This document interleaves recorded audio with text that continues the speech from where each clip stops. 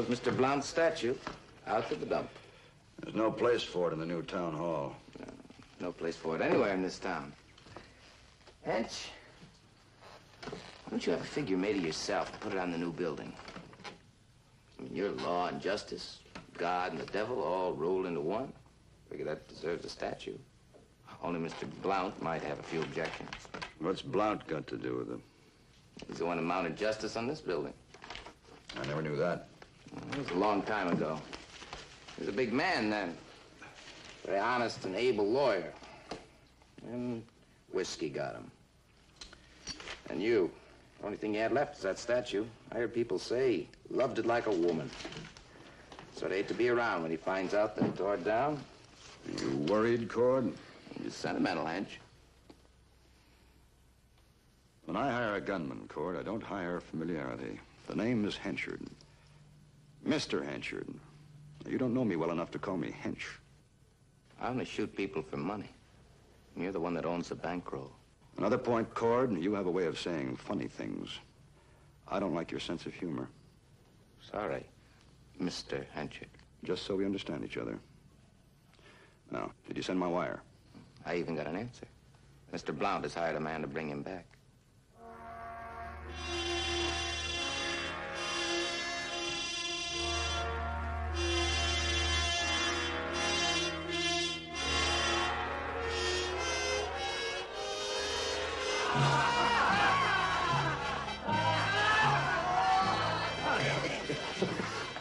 Sir, I beg of you. Now, Judge Blount, you know you shouldn't be drinking this stuff. I'm not a judge. I've told you. I'm not a judge. Oh, now, wait. I hear you are the judge in Henchardstown. The judge and the jury, too. I'm a man. I repeat, I'm a man. I'm not the law. Law is above me, above everyone. Ooh, now that's funny, Blount. Well, I hear there isn't any law in Riverton except Henchard. Now, you being his man. Now, don't that make you the law? No. You mean you don't do what Henchard tells you to do? I do what I try to... Gentlemen, I beseech you. Now, would you please give me back my drink? Look, Blount, tell you what. We'll hold us a trial. You show us how you run a trial in Henchardstown, and I'll buy you a drink, all right? All right, stand back, boys. We're having us a trial. Ooh, now, gotta take your hat off, Blount. No, this here's a court of law.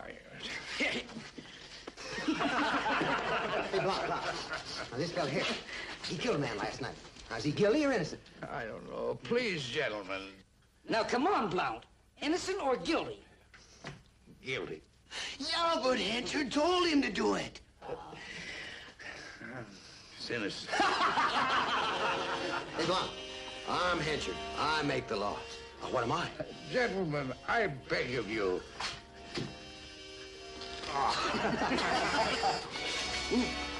You haven't answered my question.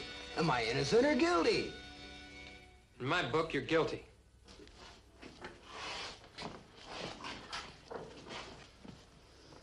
All right, Ethan. It's Luke Perry, Matt Perry's boy. I'm going to take you home. You mind letting us out of here? No, we haven't finished our trial yet. It's finished. Who says? I say so. Now move. Well, maybe you'd like to move me.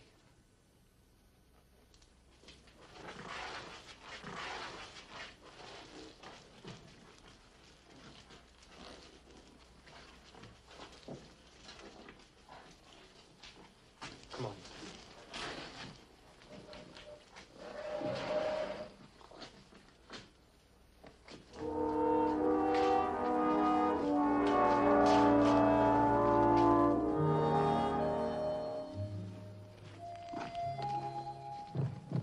Coffee?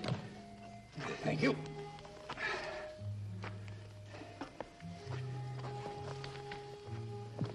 Ethan, Uh-huh. you mind if I ask you something straight out? Well, I guess if anyone has a right to ask, you have. What is it, son?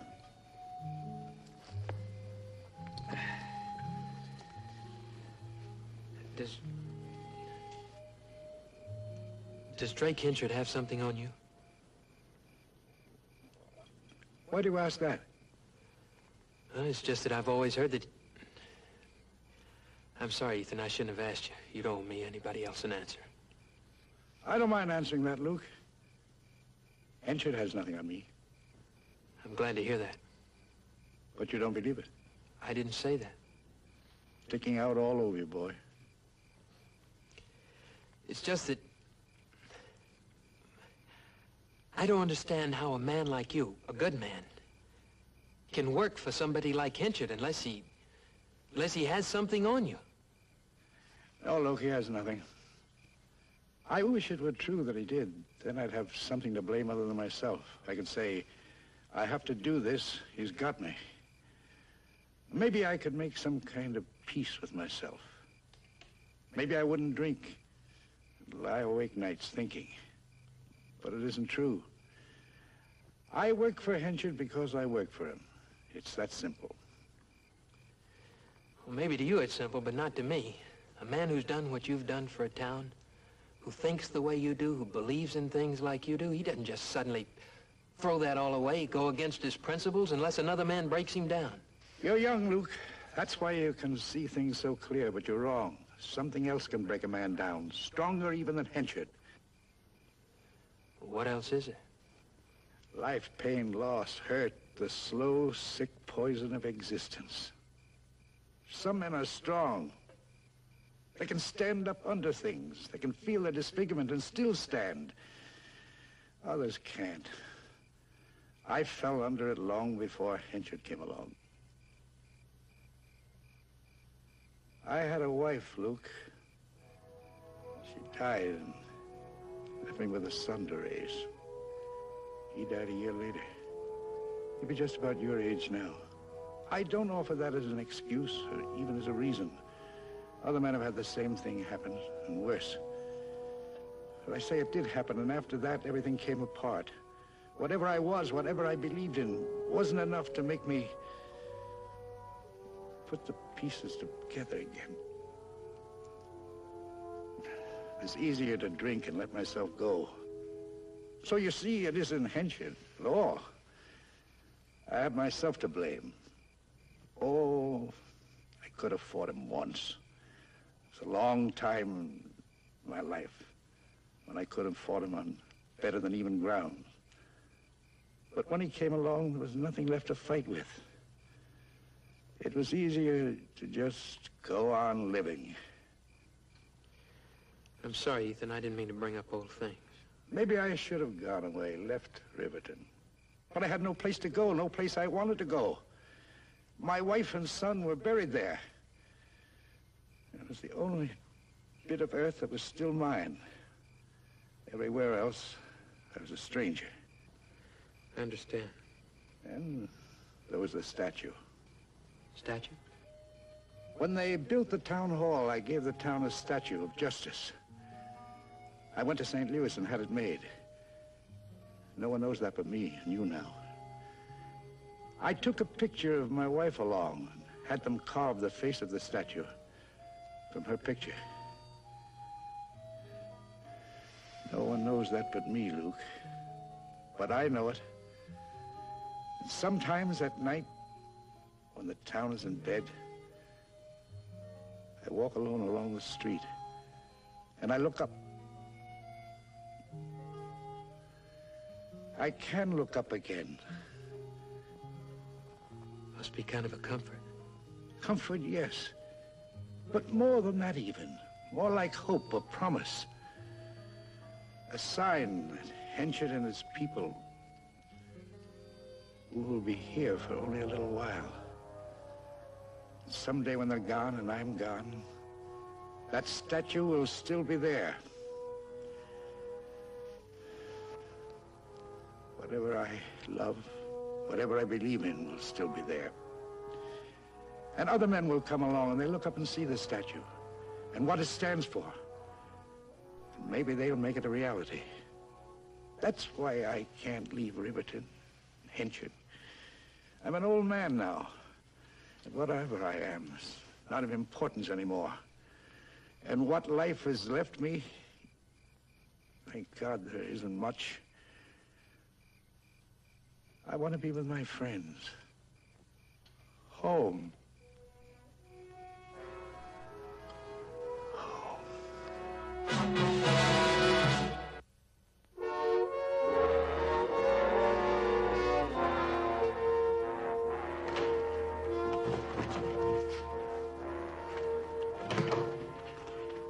Take off those handcuffs. He's a prisoner, Mr. Henchard. I don't think we're... I'm not paying you to think. He's my brother. I said take him off. Yes, sir. Well, now, that's real nice of you. Mighty nice. I was beginning to think you'd forgotten. You know, that's a stinking jail you keep, Hench. You should try it sometime. Anything else you'd like to say? Yeah. There's one more thing I'd like to say. Seems to me this is your town, and this pig here, Costa, he's your man. Now tell me, how come I was arrested and locked up? You killed a man, Clay. Oh. So I killed a man. Well, now that is interesting. Because it seems to me that Cord here's killed a man. Or two. And so have your other hired hands. So indirectly, hence, you've killed a few men yourself. But I don't see any one of you standing in a cell for it. You made a mistake, Clay. You shot your man down in front of witnesses. Witnesses? What are witnesses in this town? Tell me, who's going to stand up to you? Or tell me this, who in this town can't be bought? No one in this town, Clay. But 3 of those witnesses were legislators on their way to the territorial capital. So? So? They saw a killing, and they'll remember. And they'll expect something called justice. And if nothing is done, they'll want an investigation. Well, I don't want an investigation. I like things the way they are, my way. I don't want any outsiders coming around asking questions. We're just throwing them a bone so they'll stay away. All right. You've thrown them the bone. I've been arrested and locked up. So now you can tell Costa to go home. You're not through yet, Clay. Wait a minute. What do you mean I'm not through yet? You're going to stand trial. Did I hear you right? Did I hear you say that I'm standing trial? That's what I said. Why, you dirty... Shut up and sit down. I said sit down.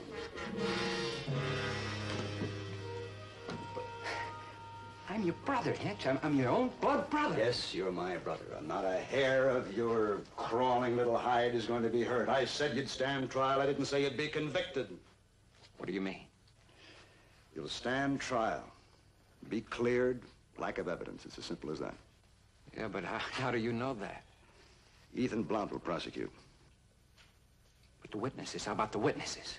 I told you Blount would prosecute. That takes care of your witnesses. Everything. You're as safe as though you hadn't been arrested. All right, Hitch. But I'm telling you, if anything goes wrong... Nothing's going wrong. That's what I'm here for, to see that nothing goes wrong. Like you say, Clay, who in this town can stand against your brother? Or me? Or your friend, Costa? Nobody. Nobody now. But oh, they will someday. I think not. You think not? I think so. I'm gonna tell you something, Hitch. One day that street out there is gonna be full of people. You mark my words. And they're all going to be standing up to you. And when that happens, you're gonna go down. And I don't want it happening now. I don't want this to be the thing that pulls the trigger. Take him back, Costa.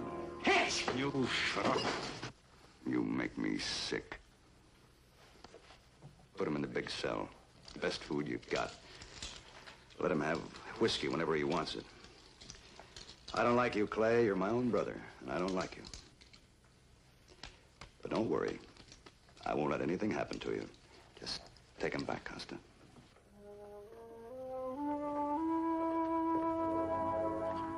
Where's Blount? On his way back from Timberline, I guess. All right, Cord, when they bring him back, sober him up, change his clothes, and get him over here quick.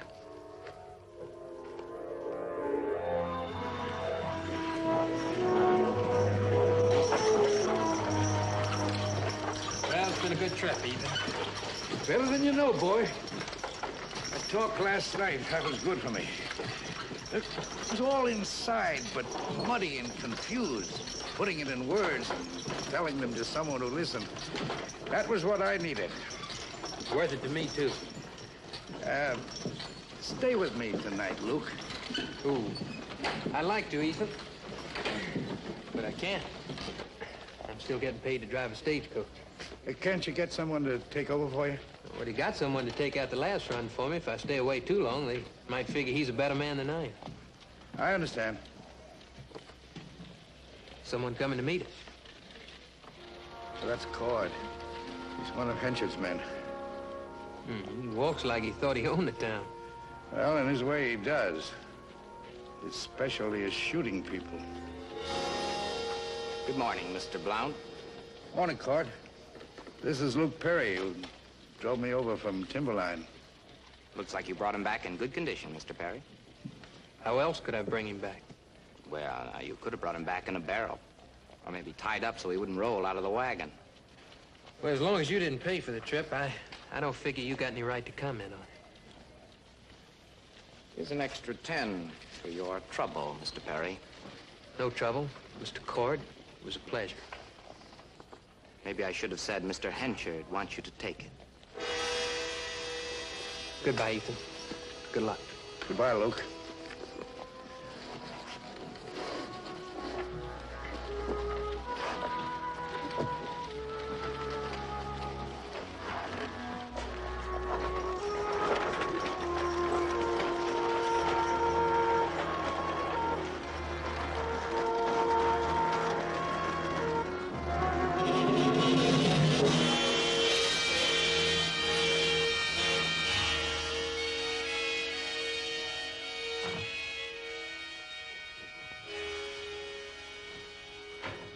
Well, Mr. Blount, you appear to be in better condition than usual. Sit down. Thank you. They tell me, Mr. Blount, that once you were a good trial lawyer. Is that right? There was a time when I took a little pride in my profession. I'll admit that as my public prosecutor, you haven't had much chance to practice. But you were good once, and a man doesn't forget things like that. Perhaps, as you say, I haven't. The point is, Mr. Blount, that we're having a trial here in Riverton, jury trial. A circuit judge coming down from Cheyenne, all the trimmings. And you, Mr. Blount, are going to prosecute. Who's the defendant? My brother. Your brother? That's right. I'm acquainted with the case, Mr. Henchard. Under the circumstances, I'd have to request to be disqualified. Why? Of course, the evidence is clear against Clay. Also, there are witnesses. If I prosecute, he'll hang. On the contrary, Mr. Blount. If you prosecute him, he'll go free. No. He'll go free, Mr. Blount, because you're a good lawyer. You know how to take evidence and weaken it. You also know how to suppress it, how to question witnesses, how not to. You know how to do all these things and do them within the law. And that, Mr. Blount, is what you will do. No, I can't. You can't. It's impossible. I never... You have never thrown a case, is that it, Mr. Blount? No. And it's about time you learned. I can't. I'm sorry. You turning me down, Mr. Blount? You hear that, Cord? It's a brave man sitting there. Wouldn't you say so, Cord? Or a fool. Tell me, Mr. Blount, what are you? Whatever you say, Mr. Henchard. Whatever I say. But I'm nothing, Mr. Blount. I'm a man my own public prosecutor can say no to, so I'm nothing. But what are you? I don't know. And I'll tell you, Mr. Blount. You are an old man I swept up from the floor of a saloon and gave a title to. You're an old man who was eaten well and drunk better than most in this town because I allow you to. It'd be very nice, Mr. Blount, if we were on a stage playing this out before the people of this town. You can defy me, walk away a hero. But we're not on a stage, Mr. Blount. This is a quiet decision in a quiet room.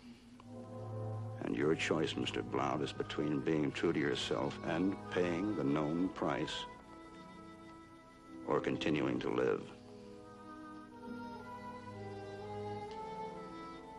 Mr. Hatchard is waiting, Mr. Blount. So am I.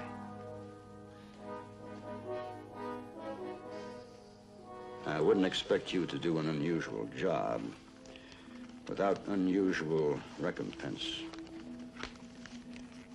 This is for taking the case. When the charges against my brother are dismissed, I'll double it.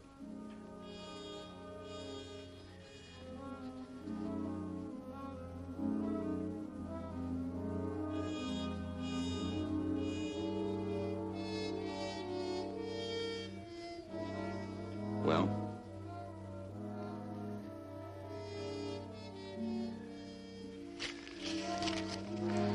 I'll prosecute. Good.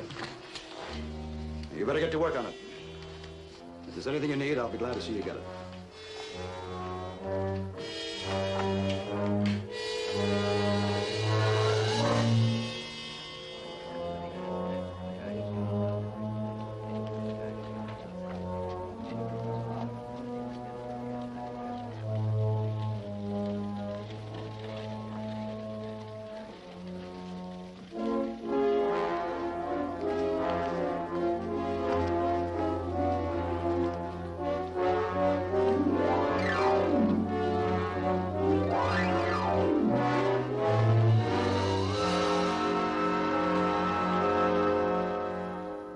Then I came down the stairs and turned into the street.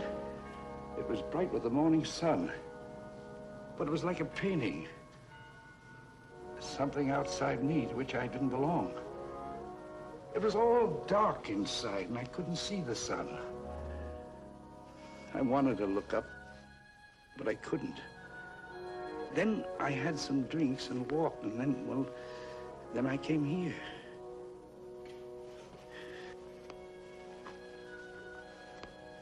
I'm lonely, Mary. It's been 15 years now, and it doesn't get any better. Still like yesterday. But I guess you know that. If I could come to you now, I would, and I wouldn't think twice. But Henchard won't even give me that. So, I guess I'll have to wait. That's what happened, Mary, and I wanted to tell you. Now I feel better. I think I could even walk past now and look up this time. It's funny. I'm not honest with other men anymore, or myself. Just before you and God.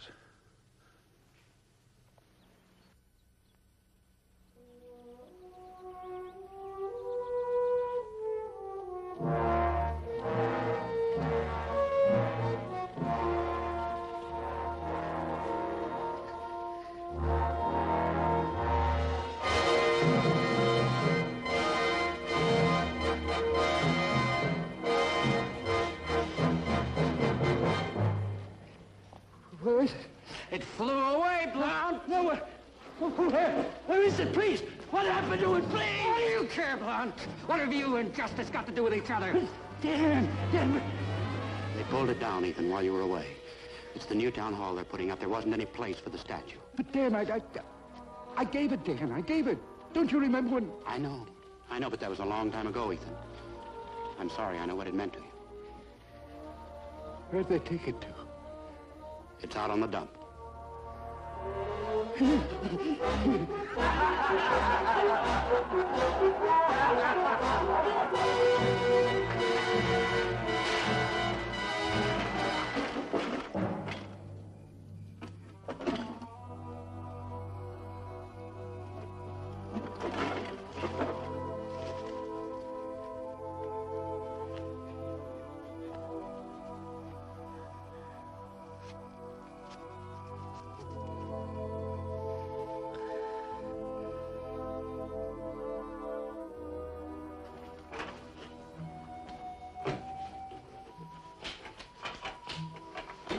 I'm looking for a good lawyer, mister. Can you help me?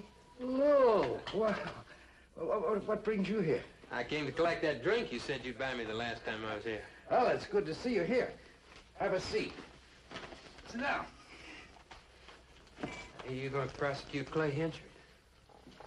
What else have you heard? That your statue's gone? Well, I'm not going to be here very long, Ethan, but if there's anything I can do to help you. Luke, I want to tell you something. You won't like it. I'm ashamed. You'll be ashamed, too. But it's better you hear it from me than others. Go on.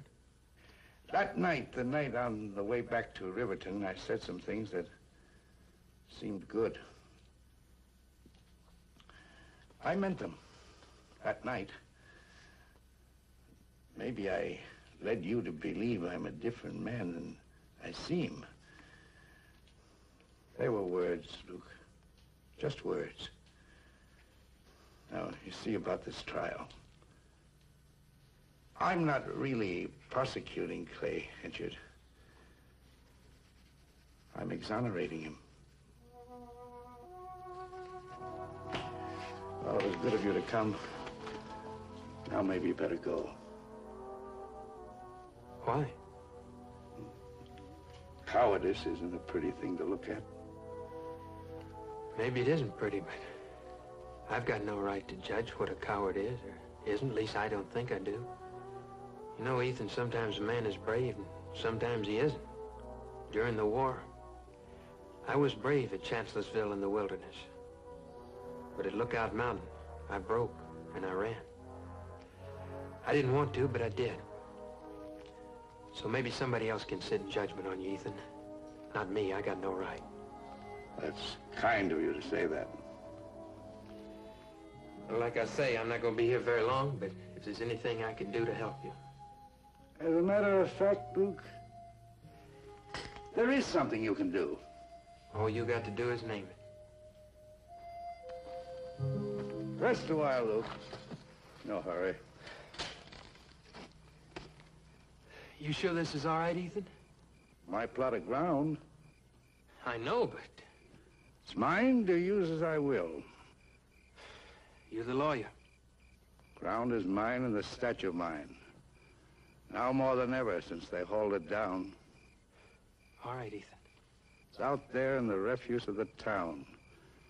In the sun and the wind and the rain. Something that was my life once, now it's dead. It's only proper that we bury it.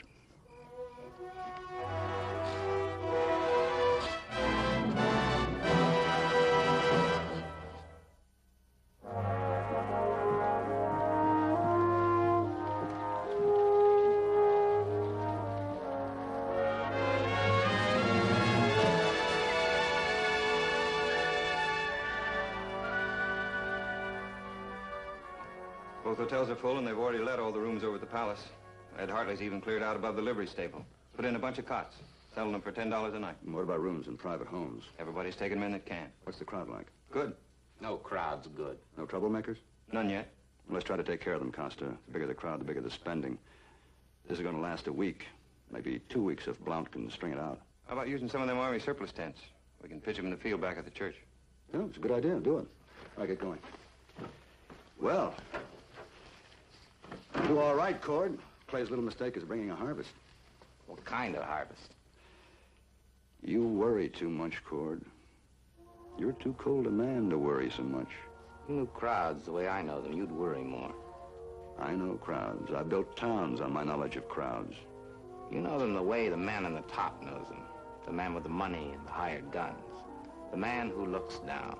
Well, I know them from the other side. What difference does it make? All the difference. You don't belong to people. People belong to you, and you run them. And that's all right, as long as they stay people.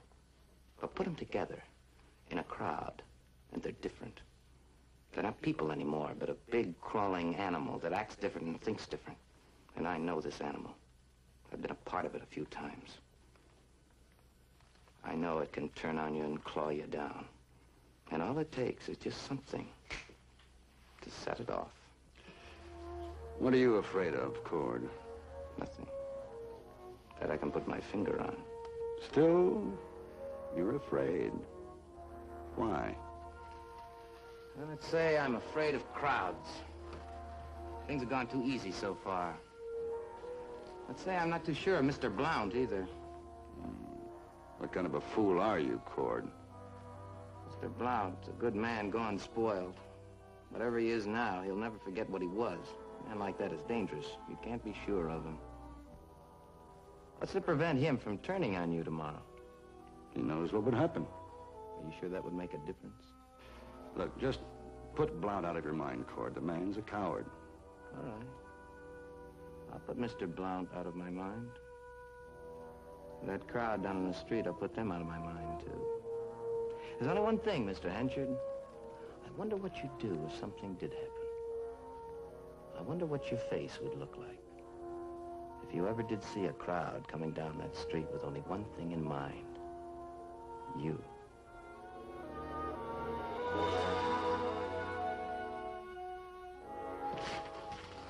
I didn't know you were a religious man, Ethan. No, I'm not a church-going man. Well, I didn't say church-going, I said religious. Well, I am religious, but it's a pretty poor sort of religion. It doesn't look that way to me, not from the way this book is worn. All right, then, I read my Bible. Have it your own way, Luke. You do more than read. You got this passage all marked up and underlined. Tell me, Ethan, why'd you underline this? What? Now is the judgment of this world. Now shall the prince of this world be cast out. And I, if I be lifted up, will draw all men unto me. I don't know why I underlined it. Perhaps because I like it, or because it held a meaning for me once. Whatever it was, I've forgotten. Strange, you know, there for a minute, it had a meaning for me. What'd it mean to you, Luke? Well, I know this sounds foolish. I'm no Bible student or anything, but Go ahead. I was just thinking. Sometimes maybe a man has to be lifted up before other men and suffer, where they can see him and they can't turn away until they know what good is and what evil is. Maybe unless one man is willing to be lifted up and go through all of this, maybe other men will never understand. There's only one thing, Luke. The man you're talking about was the Son of God. Only God has such strength.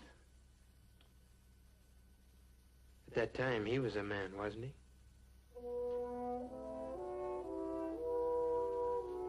Forget I said it, Ethan. I'm sorry.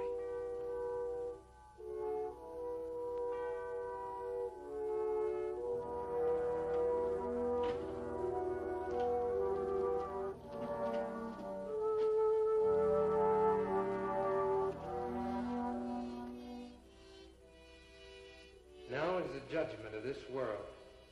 Now shall the prince of this world be cast out. And I, if I be lifted up, will draw all men unto me.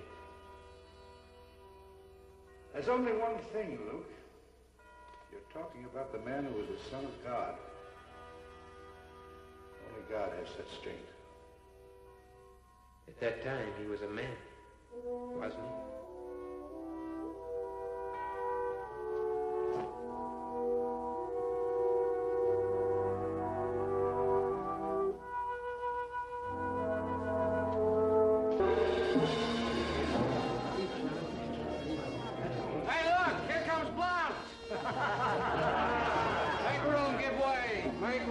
Prosecutor. You gonna hang him, Blount?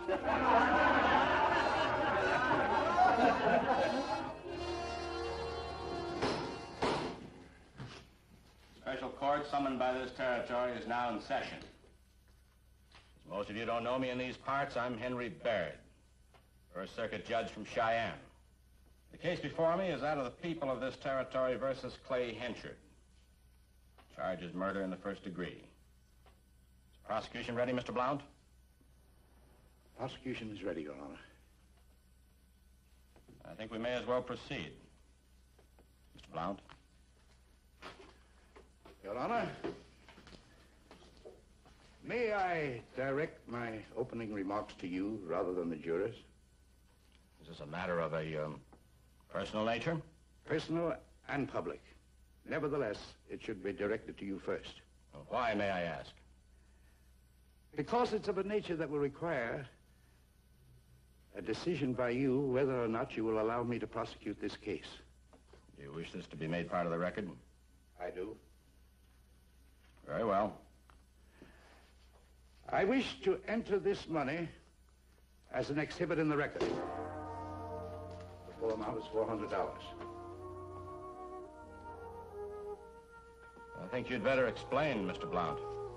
I am, as you're aware, public prosecutor for the community of Riverton. That money was given to me by Mr. Drake Henchard to defeat and falsify the case of the people against Clay Henchard.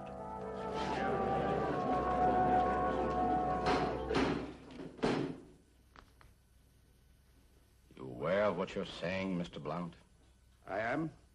I took the money tendered with full intention to abide by its terms. Another amount was promised me following the conclusion of the trial. It's a lie.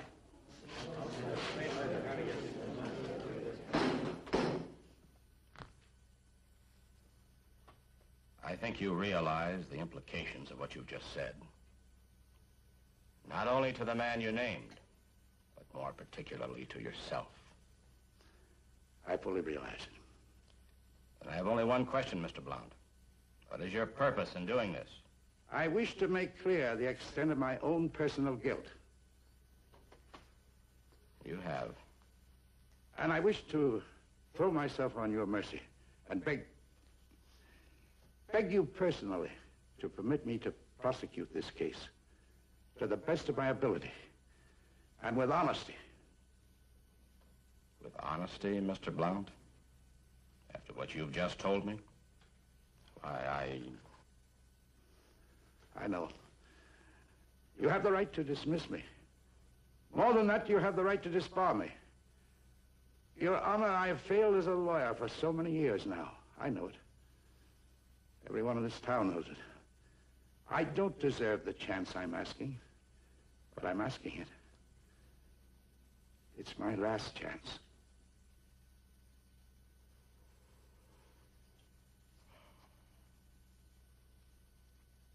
I shouldn't believe you, Mr. Blount.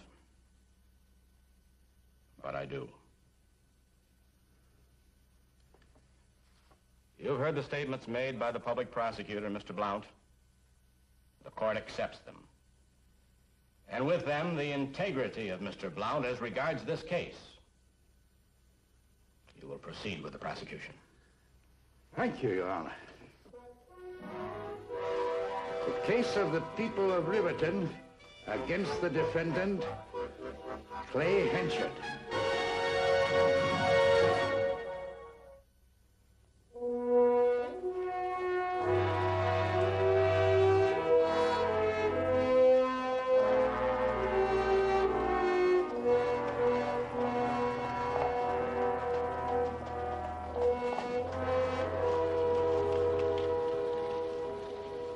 I've known brave men, lots of brave men. But the one in there behind that window, what he did today in that courtroom, I'll never forget it. The way old Ethan Blount stood there, shamed, but lifted up, too. Proud, taller than any man around him. And lonelier.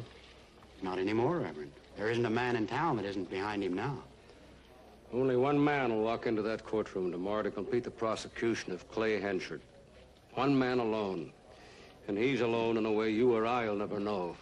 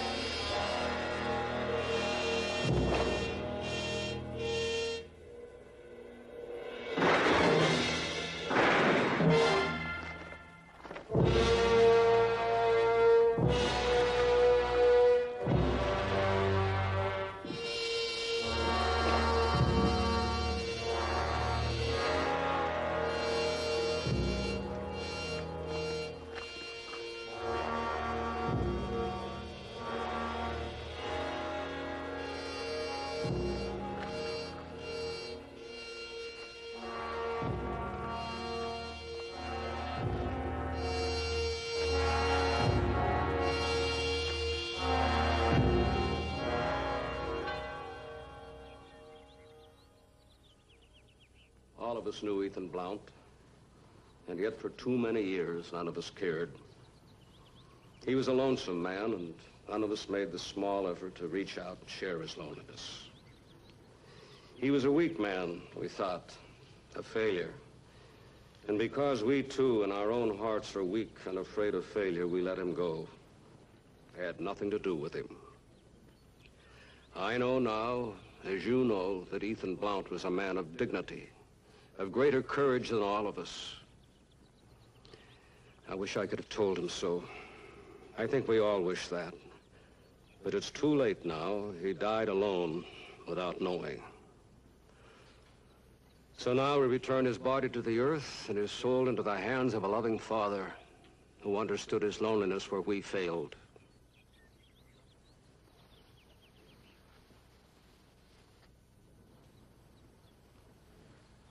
Is this the way it ends, Reverend?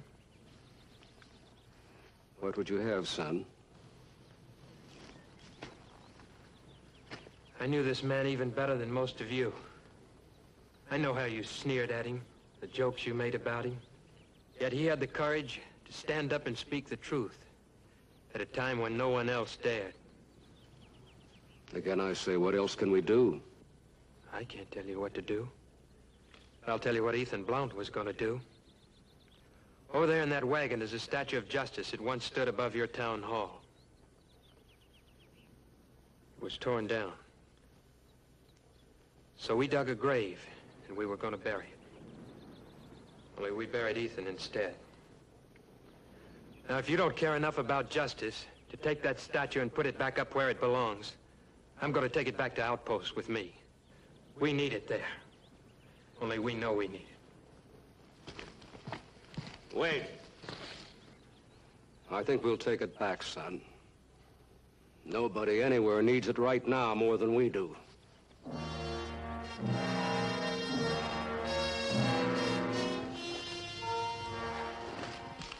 Cord, when's that Billings lawyer due? Tomorrow's stage. Tomorrow? Oh, that fool promised tonight at the latest. The time is tomorrow. They're coming. What are you talking about? They're at the edge of town. They've been at the cemetery. Who's coming? The people, they're coming. They're marching behind the wagon. They got the statue, and they're behind it.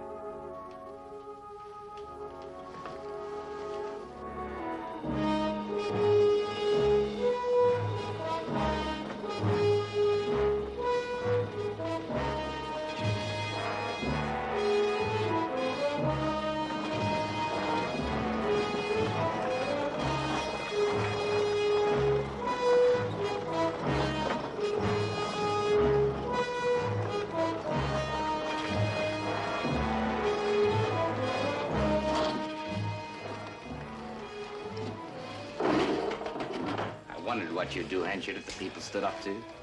Now I know. They're coming down the street.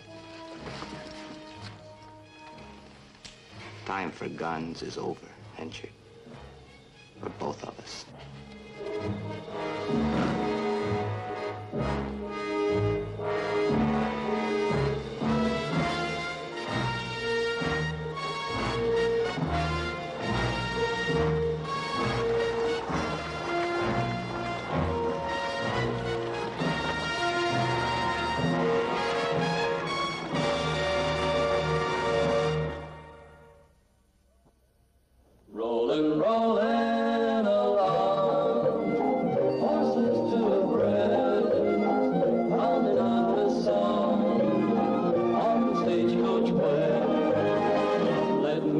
Stagecoach west, I'm riding on today's stagecoach west. I'm where I want to stay, I won't rest, not while I'm on my way, rolling, rolling, rolling, stagecoach west. When you're feeling low down, back you go to bed, leave that eastern town, take the stagecoach west.